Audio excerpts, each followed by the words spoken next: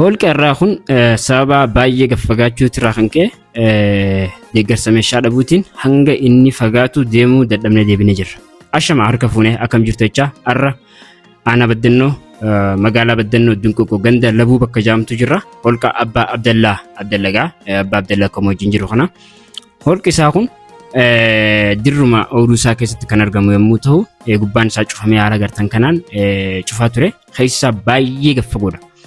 Haa ta'u malee hanga takka deemnee dhagaan hurka waan qabuuf jiidha baay'ee waan qabuuf hanga deemuu barbaannu osoo hin deebinee jirra. Amma jalqabbii bu'aa jirra. Yeroo buunus hedduu chaalenjii qaba, hedduu nama darara. Inni gubbaarratti hanga takka hunquuftudha. Hedduu deemama akka hunquuftu jechuudha. San booda holqa arkitaa jedhan. Ammoo nuti bakka san hanga san deemullee danda'u waannu hanga tokko deemnee jira. Hanga xumuraatti mee viidiyoo kana daawwadhaa. Keessi isaa immoo adda dhugaa dubbachuudhaaf waan ajaa'ibaa keessa jira. Ni bareeda. Uumamni isaa baay'ee gaariidha. Hanga xumuraatti silaa deemnee argine baay'ee nutti tola.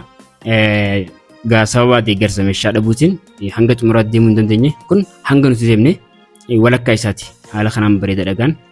Baay'ee bishaan qabaa. Ni mucucaataa. Haada faayidhattee akkasi bu'uu qabda.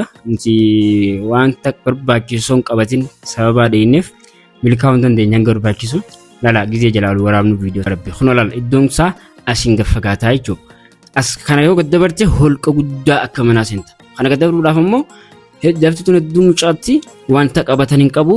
Yeroo bonaa malee ganna seenamuun isaa hedduu ulfaata. Ganna immoo meeshaa deeggarsaa meeshaa barbaachisuun akka seenta amma ol ba'uu jirra firraa. Bakka san dhaquu waan hin dandeenyeef yoo nu mucaatee buune akkaataatti ol bahan hin qabnu tanaaf firaaf deebi'aa jira. Inni gaafa isaa akka hunquuftuuti bu'uunis chaalenjii hedduu nu goote. Bo'insi isaallee akkasuma chaalenjii baay'ee nu godhee jira. Viidiyoo kana akka jaalattan abdiin qabaa jajjabeessuudhaaf YouTube kiyya subscribe godhaa, like godhaa, share godhaa dhaan isin barbaada. Kunoo yeroo baanu haala kanaan afaan isaatis xixxuudha chaalenjii hedduu hamaa qaba. Galatooma.